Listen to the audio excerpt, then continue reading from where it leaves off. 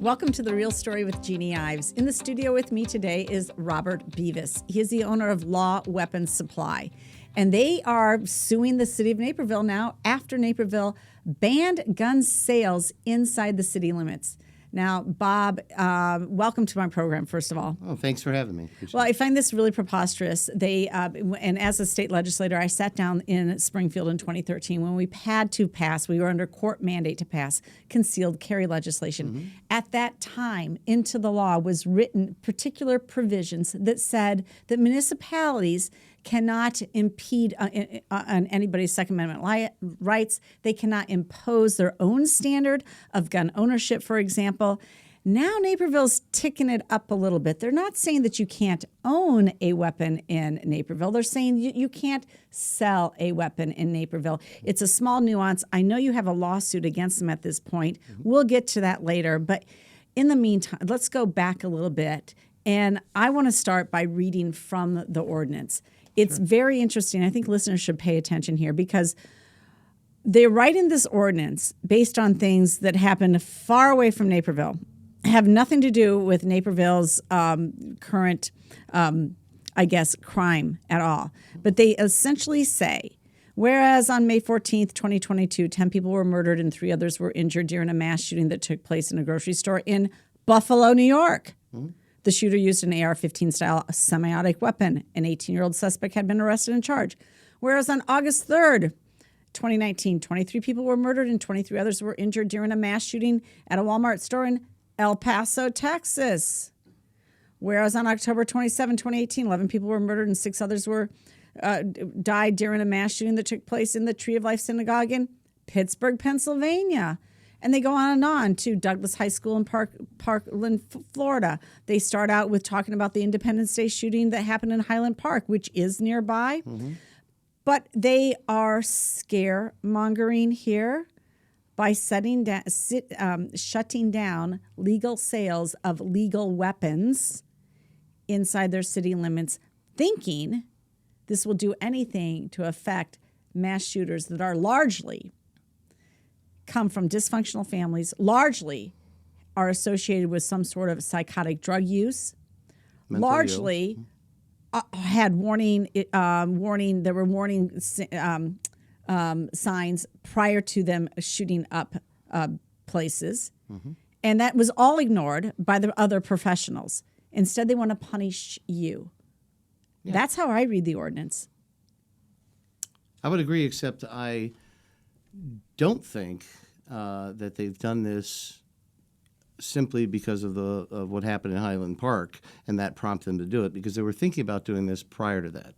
In fact, we believe, Open Meetings Act violations that were going on way before that happened, more around Uvalde's time. But it's political theater, because there is nothing in that ordinance stopping a lawful firearm dealer that is federally licensed, who goes through the proper background checks and straw purchase questions to begin with, has decades of experience in the business with well-trained staff, and follow all the laws, stopping us from selling guns, but not private sales out of the trunk of a car at Jewel, does nothing to prevent a crime or stop a mass shooting or stop one bullet from coming into the hands of a criminal, or a gun into the hands of a criminal. And the reason is because criminals can't buy guns at a lawful gun shop. We won't let them. It's the craziest thing we've ever heard. This is absolutely right. So they're punishing actually good businessmen who follow all of the rules, and they have not connected the dots on any of this. No, and that's why I believe it's nothing but political theater. These council members want to get a higher seat, a different government office, and they believe that by standing up for the Second Amendment, they're going to have so many, we'll call them leftists, that will try to blockade them. It'll prevent them from getting a better seat or a new office somewhere else. So they use this. They use the backbone of this tragic shooting in Highland Park as the reason for them bringing it up, which is smoke and mirrors, and they know it. Yes, we know for a fact that at least one of the Republicans on that committee definitely voted. He pretends to be pro Second Amendment, but voted for this because he's running for a higher office. Yep. Okay, so but let's Absolutely. go back a little bit. So you got involved. You are a legal firearms. You're an FFL. Yeah, we are a federally firearms licensed dealer. Yes. We're also a manufacturer, an importer, and I'm a law enforcement firearms instructor. We have multiple firearms instructors that work for the company. There's about 11 in total that work for us. And you're located on North Aurora Road. Is that correct? Yes, correct. Raymond Okay. and North Aurora and Naperville. Okay, great. And you've been in business for how long? Give us a little bit of history on your business. So we opened to the public in 2009. We started out in Oak Brook Terrace there, and we were welcomed by Mayor Pradle at the time to come into Naperville as the first gun shop in Naperville. So we took that opportunity, moved our operation to Naperville, and have had a great relationship for many, many years in Naperville with the local law enforcement and even county and state and many law enforcement agencies. And we've had an exemplary record. We've done So no violations. You haven't. No. You haven't. Sold to a straw purchaser No. that you know of. Nobody has been. You've not been under federal scrutiny. Your license has never been, revoked for any reason. Nope, none of that. No, right? none of that at all. It's a family-run business. Everybody takes the business very seriously. We care about the laws and following them all the time. We do our best to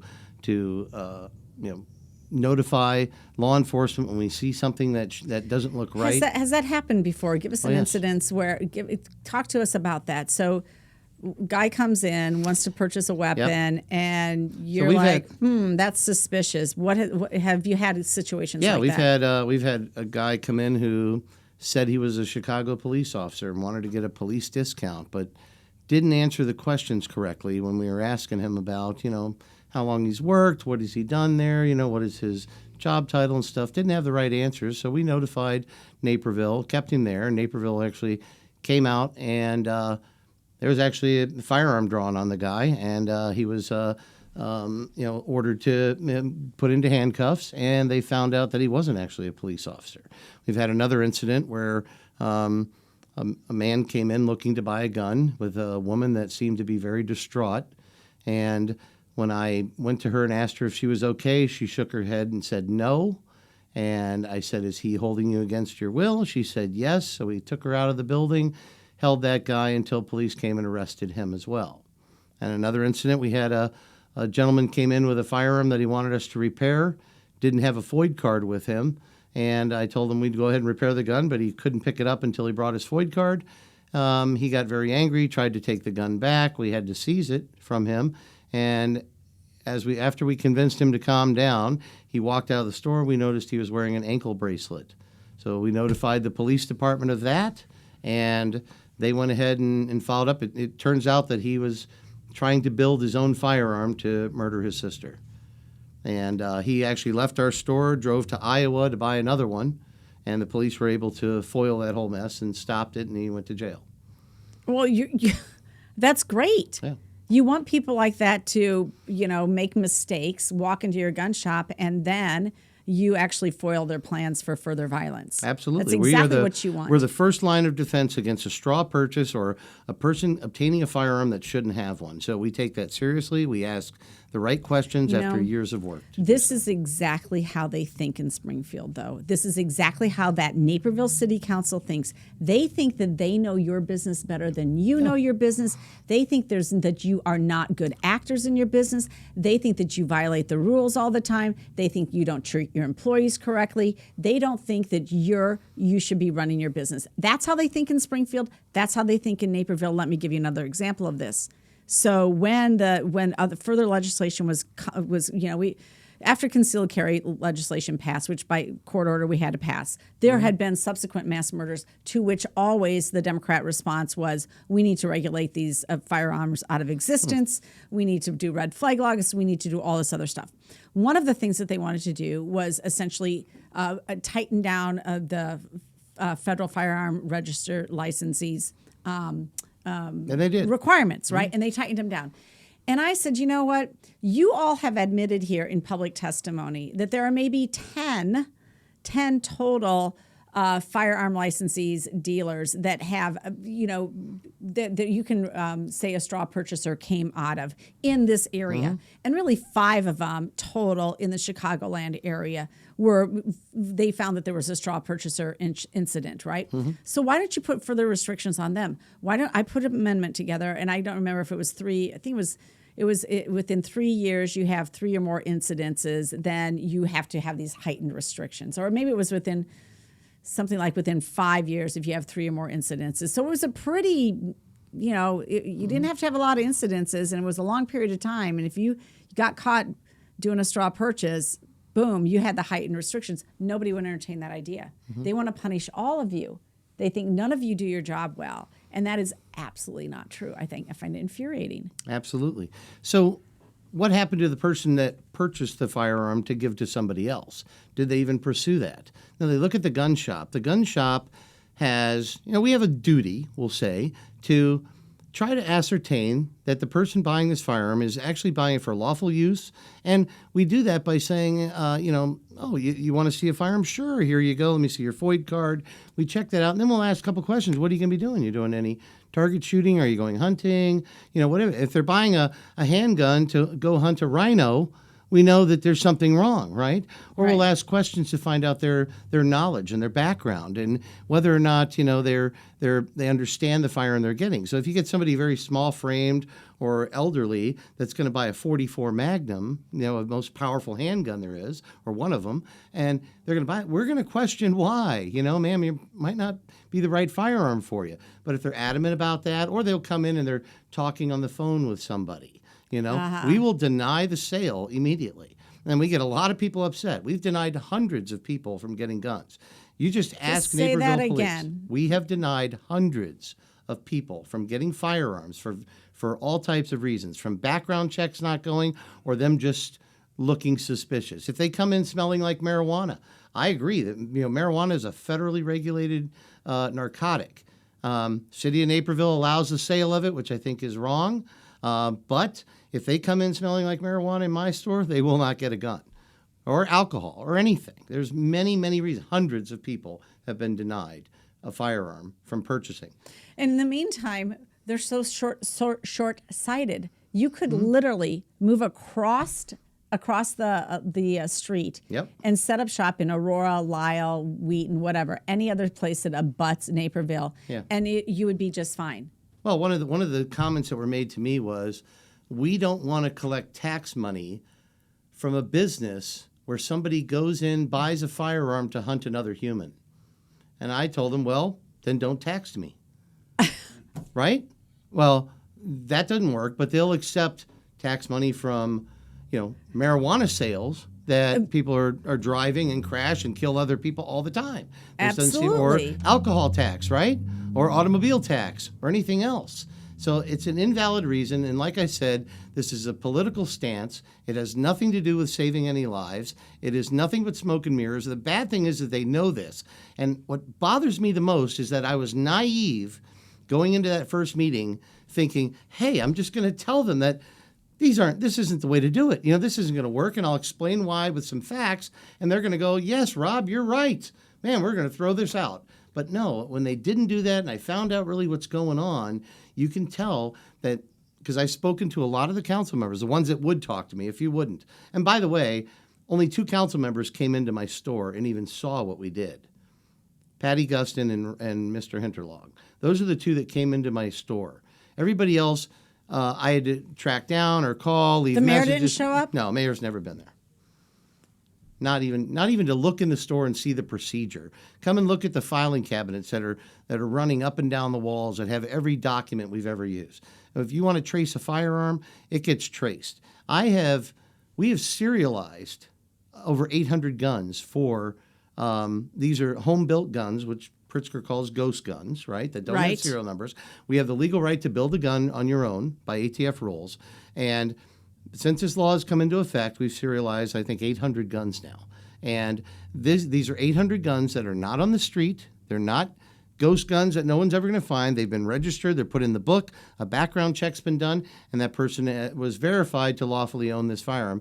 And now that gun is registered or literally has a traceable serial number. So if you don't conveniently actually allow for people to conveniently do that process, they're just going to go unregistered. Correct. They completely are. If it's not convenient to people, they're not going to do it. That's right. And because they'll just take their chances. We're one of the few that actually do it. We're one of the few gun shops that actually serialize the guns. I don't know of more than 3 in the whole state that are doing it. There could be more, but that's all I know of.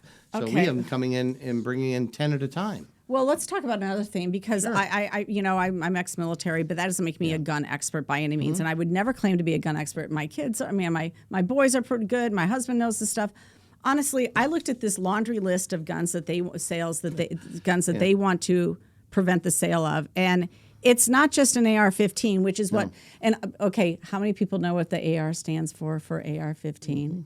Well, they think it stands for what? Assault rifle. Yeah, they all They do. think no, it's not. It stands for Armalite. It's which an is the original- Armalite rifle. That's the correct. manufacturer of the rifle. I mean, Or America's rifle. they don't know that. They don't know anything about weapons, and they're basically anyway. And they don't care to learn, which is another problem. But I looked at this and I'm like, oh my gosh, it is a massive list. I mean, I pulled off the ordinance here. Here's another page of them, and it goes on and on. Here's more of them. You showed me a picture earlier of one of the weapons that would be banned from being sold in Naperville. Could you describe that? And we'll put a picture up here as well. It's a youth rifle. It's for kids of the Boy Scouts and stuff learning to shoot. Okay, learning proper gun safety and handling, and maybe even hunting in the future. It's a small, very short rifle. They make them in pink and blue and orange and stuff. And it's a single-shot 22 bolt-action rifle. You have to put one bullet in it, operate the bolt, and fire the gun, and then eject it and put another one in. But that gun has a threaded barrel on it. And because of the threaded barrel, that would be considered an assault weapon in their. There is rifling in the barrel, but what it does is it's an external thread on the barrel, and it allows you to put a recoil reducer on it, or flash, or in some states that allow you to have a suppressor, which Illinois does not. You could attach a suppressor to it. So there's a bunch of different reasons. It has a threaded barrel. But what's really weird is that the ordinance says that any threaded barrel. Well, 90% of the firearms, rifles, have threaded barrels because they thread into the receiver of the gun. It's not just on the muzzle end, but it actually threads into it. So 90-something% of the firearms out there have threaded barrels. That's how poorly it's written. They don't know anything about anything. They don't. And they cut out pistols, right? So pistols or handguns are not part of the ordinance. They carved that out after my first speech. Well, do they know there's an AR-15 pistol that's designed to be operated by one hand? It shoots the same magazine, the same bullet. It's got a shorter barrel, and it has a stock, and the gun is much shorter in size. The reason for them not wanting a collapsible stock is so that you can't shorten it to help hide it. Right. Well, the AR-15 pistol would be perfectly legal because ATF categorizes that as a pistol, a handgun, not a rifle. But they don't know that. Did you tell them that? No, I'm not going to tell them that. They're going to find out now. They'll find out now. Yeah. They'll find out now. This is how stupid these people are. There's also an AK pistol as well. They're so stupid. Yeah.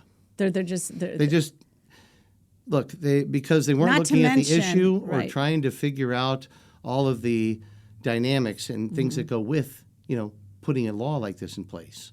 And read it thoroughly. The other thing is they don't want to listen to the experts. They think they're the experts. They're that arrogant to think that they know everything about, and they don't. Listen, I offered the council members and the attorney. I said, listen, instead of doing this, why don't we start a task force and try to connect local government with the FOID Act and stuff, and try to tighten up some of the schools and things like that. I said, I'll put in $20,000. I'll write a $20,000 check to help build this task force, and let's try to connect everybody. Let's have the dealers and the police talk more. Let's make sure that that doctors are reporting the mental health issues. Let's make sure that the court systems are reporting, abuse, domestic violence, and things to the state, and tighten those gaps that are there. Because, listen, if we have to run a background check in the state of Illinois, as a dealer, the state of Illinois is the middleman. They've got to collect their money. Most dealers in different states can go directly to the Nix's background check by the FBI and get their immediate response. In Illinois, we have to send it to the state. The state goes to the FBI, gets the background check, comes back to the state, and then the state tells us whether or not we can release the gun, right? Well, and at the same time, they don't do it all right. Okay, they go don't. ahead. They make so many mistakes That's right. that these guns, when they say, hey, he's approved to go, he can have that firearm, that is our green light to sell the gun. We've done everything else we should have ahead of time. That's our green light that, okay, this guy's a lawful person. He can own this firearm legally. We have no problem selling to him, and we do, okay? But there's so many times that the state gets it wrong. Well, in the case of the don't- Highland Park shooter, they Absolutely. got it wrong. They sure did. There's no doubt about that. But they'll blame us instead of them. Like I said, the way to stop drunk drivers from killing sober drivers is to take away driving from sober drivers. So if there's no sober drivers on the road, the drunk drivers can't kill them. That's sort of the mentality they're having here. The gun is an inanimate object. It doesn't matter what it is. That if somebody is, if some guy wants to commit a horrific crime and they're that mentally ill, they're going to find a way, and it's not the firearm. No kidding. Now, not long after they had this huge debate about whether or not you're able to purchase a weapon, it was in Indiana at an Indiana mall that a gunman killed 3 people. A gunman who had killed 3 people and injured 2 others at a mall in Greenwood, Indiana, was stopped by a young man, 20-year-old man named Douglas Sapperman, who used an AR-15 style rifle to kill 3 people, right? Yep, he killed 3 people. Yep, and then he was shot dead by Elijah Dickens, 22, who fired 10 shots at him with his Glock handgun, preventing many more deaths. And the cops couldn't have been there fast enough. Nobody could be there fast enough. There's a reason. Isn't there a reason that people choose an AR-15 for self-defense? Let's talk about that briefly. Yeah, well, there's plenty of reasons for it. If, let's say this, okay, remember all the riots that have been going on, right? If you have a riot or mob mentality where people, that will do things that they normally wouldn't, but just because everybody else around them is doing it, right? When you have a situation like that, the police can't come in on the riots we had going on. The police can't come in and protect you. They're trying to protect themselves, and there's so many calls going on. There's, civil unrest. You have no choice but to protect yourself. And if you don't, you're just supposed to just die? No. The AR-15 is able, you'd be able to use that to stop a crowd if they were coming at you, or at least fend them off, where you wouldn't be able to do that with a handgun.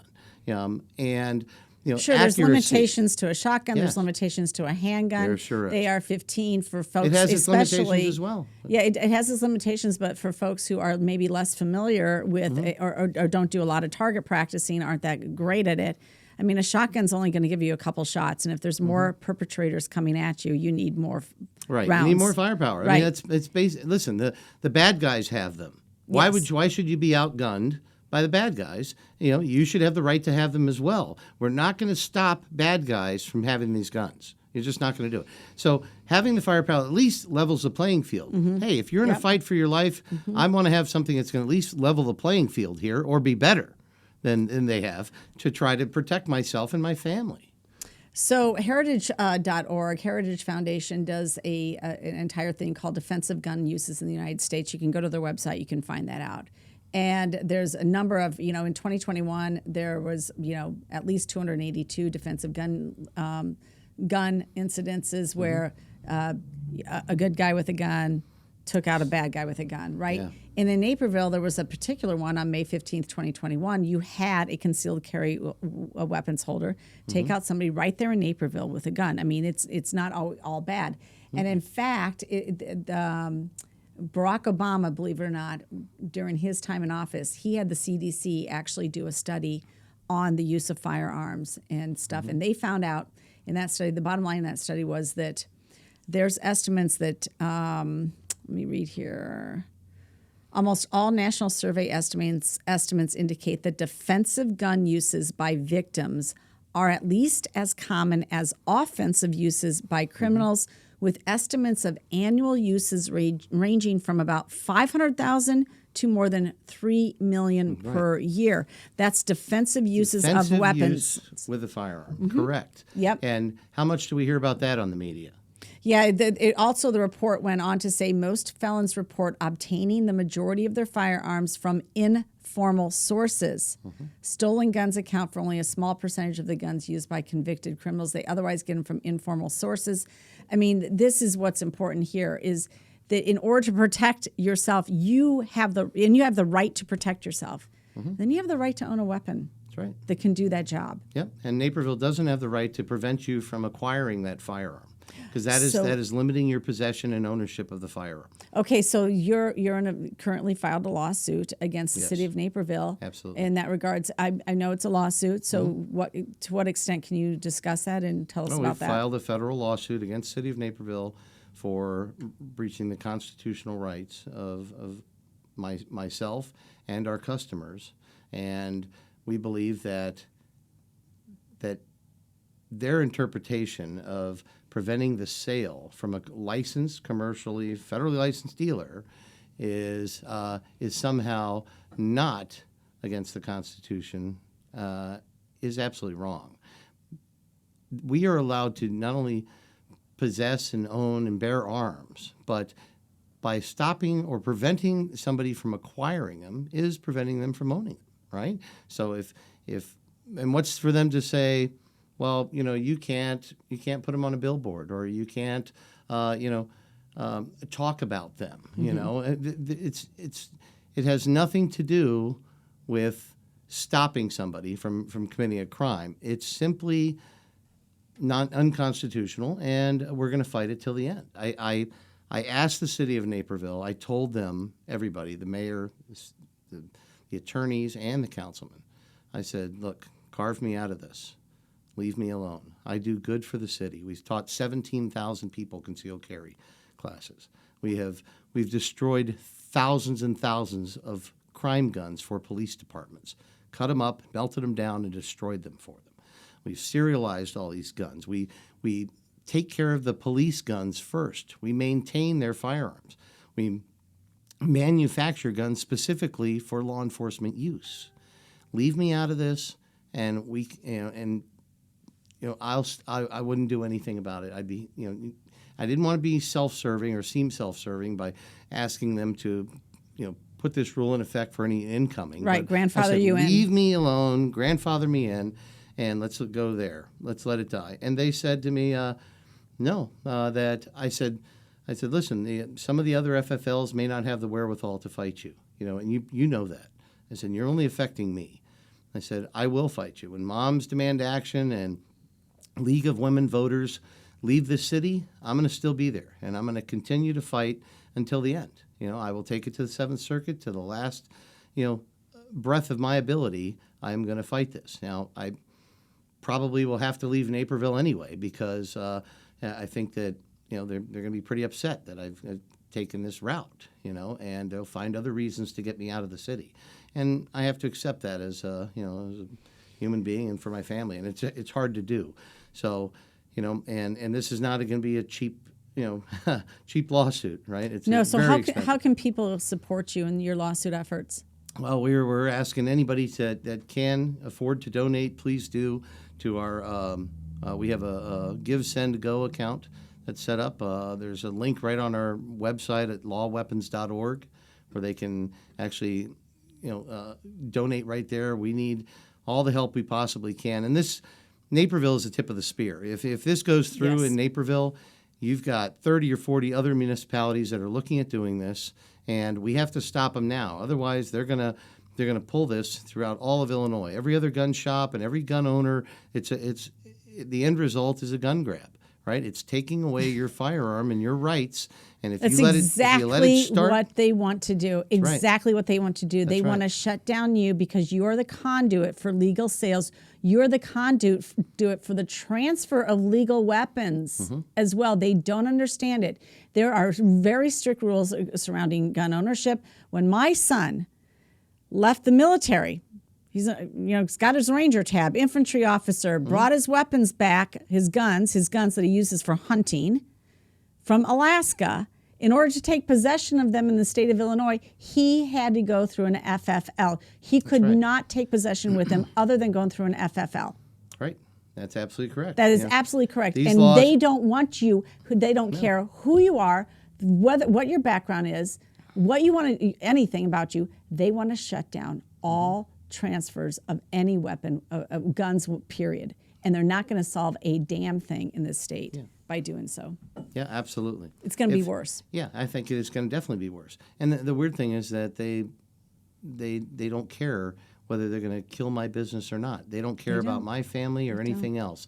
They literally will put us out of business because they want to get a better office or a higher seat in a different office. That's all it is. Voters need to wake up. Wake up. Absolutely, wake up. And, Your and get out there constitutional and everybody has to rights vote. are on the ballot when you vote for these insane politicians. Your constitutional rights are on the ballot, and so's your wallet. Yep. Rob, thank you so much for joining me on The Real Story with Jeanne Ives. This has been very informative, and I hope a lot of people pay attention.